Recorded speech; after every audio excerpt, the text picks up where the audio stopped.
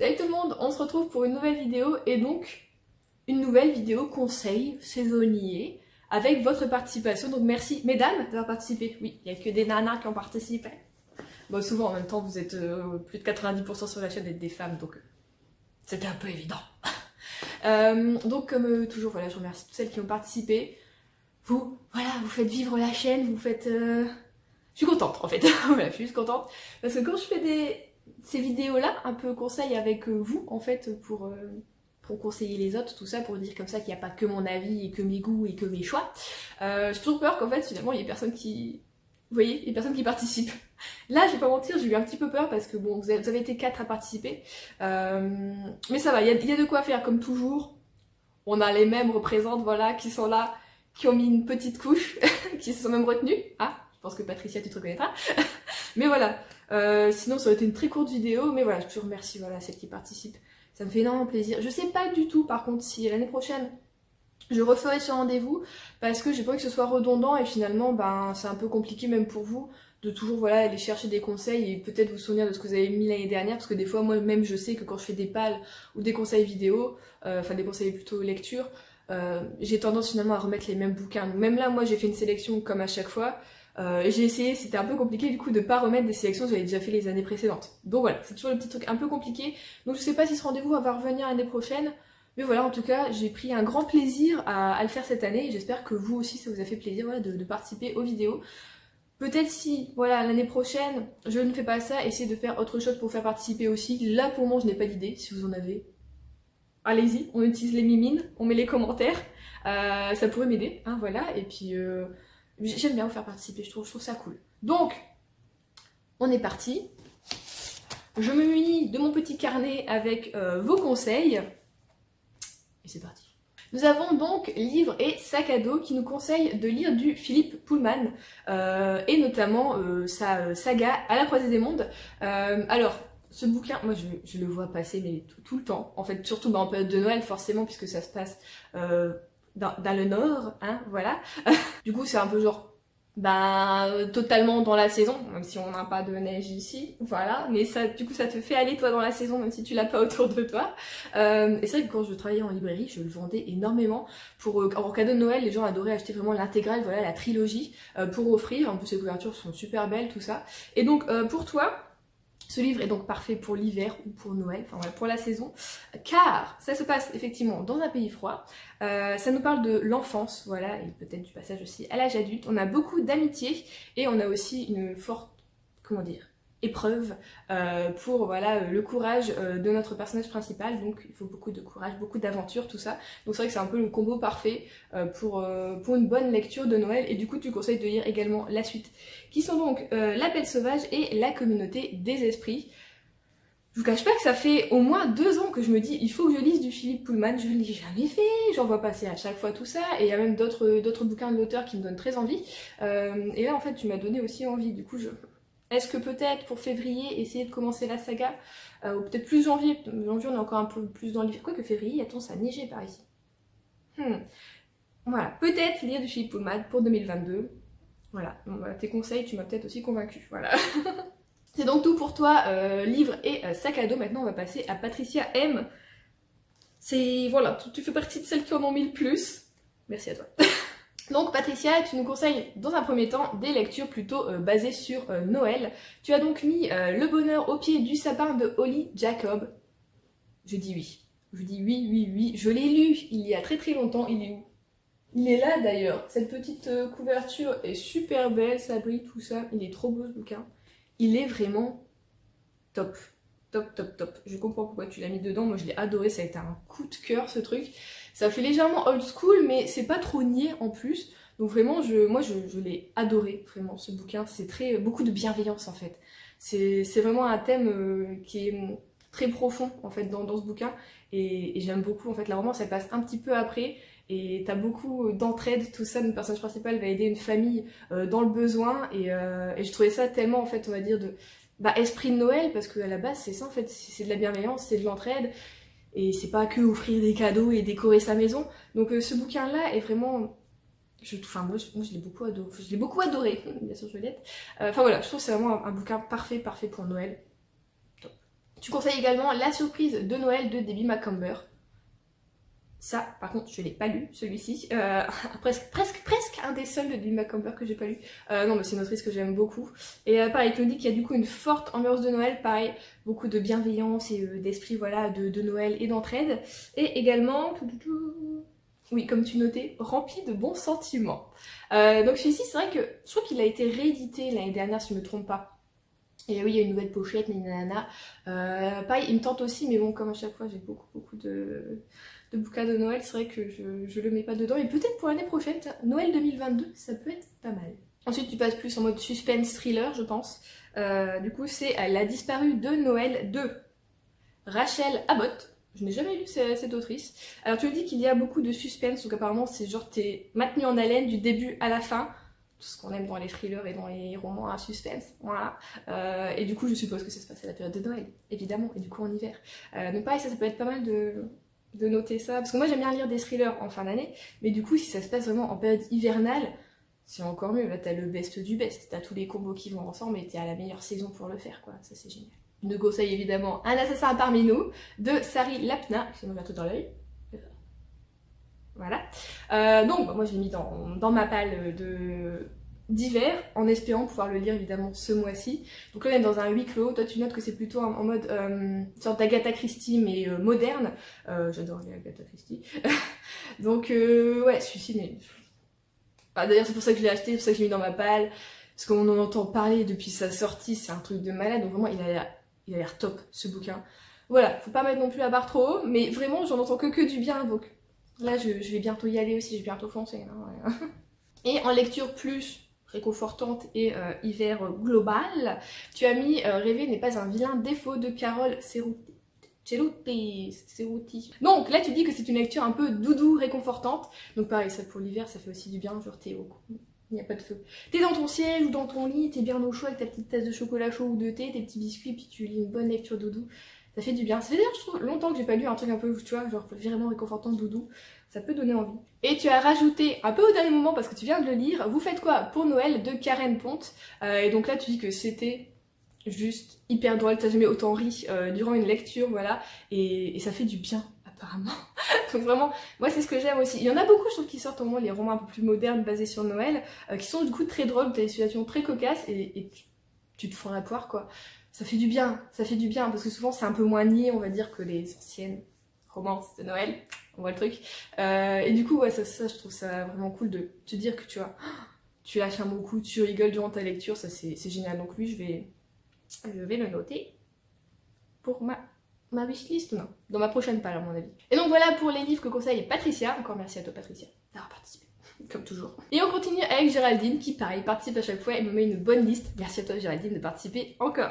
Tu nous conseilles donc La dernière valse de Marie Balog. Je sais pas si j'ai bien noté, si je dis bien, je suis pas sûre. Donc là c'est une romance qui est plutôt d'époque Régence et qui se base justement à la période de Noël. Gros combo. Là on hiver, c'est longtemps que j'ai pas lu un roman justement à cette période-là, et c'est vrai que je trouve que quand ça se passe à Noël, t'as encore un autre esprit, vu que souvent c'est dans des grandes demeures, c'est hyper bien décoré, tout ça, et ça donne un côté vraiment chaleureux, et je trouve ça top en fait, ces bouquins-là pour l'hiver, pour Noël, plus spécifiquement aussi. Un peu plus jeunesse, tu conseilles Ambre et les dragons de glace de... J'ai pas noté de qui c'était.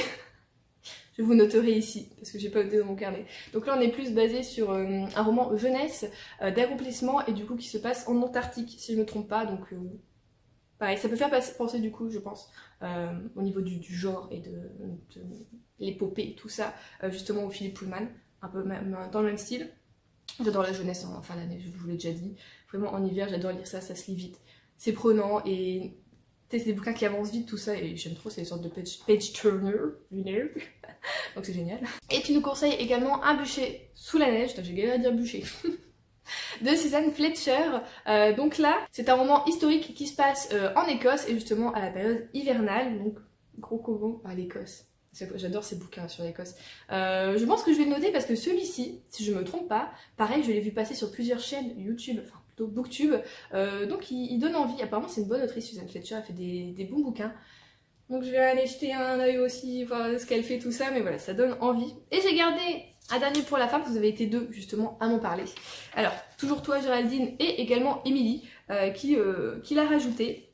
C'est-à-dire qu'il doit vraiment être top. Et je crois en plus que je l'avais mis en envie sur Vinted et j'avais plus de sous sur mon compte Vinted, sur le porte-monnaie Vinted. Je m'étais dit c'est pas grave, ça attendra.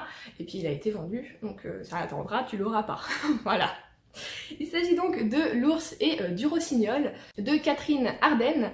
Et donc là on est dans un univers fantastique, un peu en mode conte russe, folklore, on est en hiver, hein, voilà, et apparemment c'est un bouquin juste incroyable. Je pense que c'est une trilogie, d'après ce que me disait Émilie, qui avait lu d'ailleurs ce premier tome en hiver et qui avait adoré, ça a été un réel coup de cœur pour elle. Et d'ailleurs je vais vous noter du coup, je vais vous lire plutôt l'avis qu'elle a mis sur Livre Addict, parce qu'elle me l'a partagé, et donc je vais vous partager aussi. Alors excusez-moi, mais mamie va mettre ses lunettes pour lire, parce que je deviens de plus en plus myope, c'est horrible. Voilà, bon elles sont sales, donc ça sert pas à grand chose, mais quand même. Donc,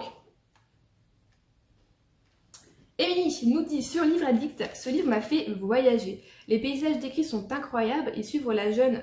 Oh non! Ah, j'ai peur, mon PC s'est éteint. Il s'était mis en veille, j'étais en mode plus de batterie, non, c'est bon. La jeune Vassia et son évolution a été un vrai plaisir. Quelques longueurs m'ont parfois fait tiquer, mais je pense qu'elles sont nécessaires pour avoir tous les éléments en tête pour la suite de la trilogie. J'ai vraiment hâte de savoir la suite des aventures de Vassia. Je conseille cette lecture qui vous transportera.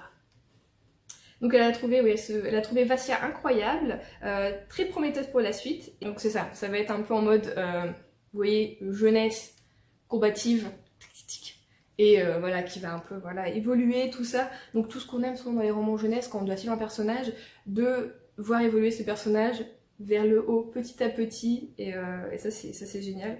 Donc voilà, apparemment, ah oui, elle nous dit également donc voilà, que ça a été un coup de cœur pour l'hiver, et qu'il est sorti en poche, donc nous n'avons plus d'excuses. Alors peut-être que du coup, comme j'ai pas réussi à avoir en grand format sur Vinted, possibilité que je me l'achète en poche très prochainement. Donc voilà, apparemment c'est une trilogie qui est vraiment top, et même moi en fait quand je l'avais vu, j'avais lu voilà le synopsis, tout ça, il donne vraiment envie ce bouquin. Donc voilà, j'adore vraiment le côté accomplissement de la jeunesse, tout ça. Enfin vraiment j'aime beaucoup, je trouve que j'en ai pas beaucoup, et c'est vrai que ça fait du bien si en plus quand tu en lis de temps en temps que ce soit vraiment un bon bouquin, et voilà qu'il y ait pas mal de coups de cœur dessus, et que voilà, il y a les 2 personnes sur la chaîne qui te conseillent, voilà, sur 4 participations, 2 le conseillent, donc voilà, c'est... Je pense que voilà, on va passer à côté, je crois pas, non. Donc, merci à toutes les 4 d'avoir participé, peut-être pour cette dernière édition, on ne sait pas, il y a une forte possibilité. Du coup, moi, je vous ai fait une petite sélection, j'ai fait une sélection plutôt roman vraiment basé Noël, période de Noël, période hivernale, et un autre plutôt où vous allez avoir des petits romans à suspense, des petits thrillers ou classiques qui se passent plutôt en hiver. On commence par les romans de Noël. Alors, il y en a un, je vois que c'était l'année dernière que je l'ai lu, ça a été un coup de cœur incroyable, pareil. J'ai passé mon temps à rire sur cette lecture et ça m'a fait un bien fou. Ça a été mon premier roman de Noël de la saison. Et vraiment, j'ai adoré de chez adoré, donc je ne peux que vous le conseiller à 1000%, vraiment, même si ça n'existe pas, je vous le dis quand même. Comment ne pas faire pitié à Noël quand on est célibataire de Juliana Bolouri, et c'est sous édition Milady. Ça se passe en Écosse, nous-mêmes. Ça se passe en hiver, à Noël. Il y a la famille, il y a un petit peu d'amitié, il y a des quiproquos, il y a du rire, c'est trop bien. Franchement, il est trop bien. Et on a un petit Scottish sur la couverture, donc c'est parfait. Autant le titre peut ne pas du tout donner envie, on va pas mentir, pitié, célibataire, voilà quoi. Mais il est excellent, vraiment, je vous le conseille à mort. Je l'ai adoré. Et il est sorti en poche également, vous n'avez plus d'excuses. Alors on continue avec la période de Noël, évidemment, le petit recueil de la team Romcom, comme ça j'ai envie de dire tout le monde en a pour son argent, pour son goût, pour voilà quoi, pour son genre. Donc y aura-t-il trop de neige à Noël? C'est chez Charleston et nous avons plein d'autrices françaises du coup qui participent, c'est la team Romcom quoi. Et j'avais beaucoup aimé ce premier tome, on en a eu 2 autres après, j'ai lu que le suivant, je crois pas que j'ai lu le dernier. Sinon après oui, c'est Noël Actually, j'ai un petit peu moins aimé, il y a 2 histoires qui m'ont... Il y en a une qui m'a fait tiquer et il y en a une que j'ai pas du tout réussi à finir. Donc voilà. Ce qui était bien dans celui-ci, c'est qu'on retrouvait 2 fois les personnages, une fois au début un petit peu de leur histoire et une fois quelques temps après. Donc je trouvais ça cool de voir un petit peu, même si c'est un petit recueil, tu voyais l'évolution des personnages, donc ça j'aimais beaucoup. Dans Noël Actually, ça tu l'avais pas du tout, du coup ça me fait un petit peu manquer aussi, ça j'aurais aimé des fois avoir une petite suite, tout ça. Je pense à une nouvelle en particulier que j'avais vraiment adoré. Donc voilà, si vous voulez des lectures de Noël plutôt courtes ou quoi, pour lire un petit peu sur le mois, là-dessus ça c'est parfait, vous avez un petit recueil de nouvelles, c'est génial. Et on continue, si vous voulez rire encore. J'aime rire à Noël, vous l'avez vu? J'aime rire à Noël. Mon ex, sa copine, mon faux mec et moi, de Juliette Bonte, et c'est chez Harlequin, avec les petites paillettes. Alors je crois que je vous montre les paillettes. Comment vous dire que ma caméra ne voit pas les paillettes? Donc il y a des paillettes, écoutez. Je le vois pas là, mais au montage, je me dis, il ne voit pas qu'il y a les paillettes, ils vont me prendre pour une teubée. Il y a des paillettes, voilà, on aime ça. Là pareil, ça a été super drôle. On part un petit peu sur une sorte de cliché de comment ça va se dérouler ou de comment l'action démarre, voilà, ce qui se passe vraiment en mode acting, nanana. Mais en fait après c'est trop drôle et c'est génial, vraiment j'avais beaucoup aimé, je l'ai lu il y a 2 Noëls ou 3 Noëls de ça, je sais plus, mais il est super, donc si vous ne l'avez pas encore lu, allez-y, si vous voulez, on va dire une sorte de romance moderne et drôle qui se passe à Noël, c'est fait pour vous. Et on va partir un peu romance, mais pas trop basé sur Noël, mais en hiver au Québec, au Canada. J'en ai parlé d'ailleurs il n'y a pas très longtemps sur mon truc. L'homme idéal existe, il est québécois, donc c'est de Diane Ducré chez Albert Michel. Alors, la couverture comme ça donne pas très envie, mais pareil, c'était très drôle. On est avec une, je sais plus si c'est une parisienne ou quoi, qui s'en va au Québec parce qu'en France elle trouve pas son homme idéal, et elle a réussi à trouver un québécois, mais elle va se rendre compte que what the fuck, quoi, c'est québécois. Donc c'est pareil, c'est très drôle, ça se passe en hiver, on a plein de traditions du coup québécoises, voilà, de choses différentes, vraiment j'ai adoré, j'ai ri plein de fois avec ce bouquin. Par contre, vous voyez, genre je l'ai passé à ma soeur, elle, je crois qu'elle l'a, je sais même pas si elle l'a fini, elle l'a pas trop aimé. Voilà, tous les goûts sont dans la nature, après c'est vrai qu'avec ma soeur, souvent on a des goûts très différents, que ce soit en matière de films, de séries ou de livres, donc ça peut se comprendre, elle est plus classique, moi je suis plus tout autre genre. Et un petit peu de classique. Mais enfin, moi je l'ai beaucoup aimé. Celui-ci vraiment. Et on va passer justement à tout ce qui est un petit peu plus classique et juste basé hiver et suspense et thriller. Alors moi j'avais adoré, c'est Le voyage d'hiver d'Amélie Nothomb. Voilà, chez le livre de poche, c'est tout petit. Ça se passe pas, si je me trompe pas, ça se passe pas forcément vraiment en hiver, mais c'est une histoire, je trouve, incroyable. Vraiment, je l'ai adoré. Il y a un moment, en fait, j'avais, on va dire, un petit peu arrêté la Amélie Nothomb parce qu'elle avait sorti beaucoup de bouquins finalement sur le Japon, son enfance au Japon, tout ça, ou son retour là-bas durant quelques temps. Et bah, j'accrochais pas trop. Et j'ai lu Le voyage d'hiver, non même pas. Je crois que c'est ma sœur qui a lu Le voyage d'hiver. Et je crois que c'est elle qui me l'a conseillé. Il y a un truc dans le genre, parce que pareil, on aime quand même toutes les deux Amélie Nothomb, même si on n'a pas le même goût.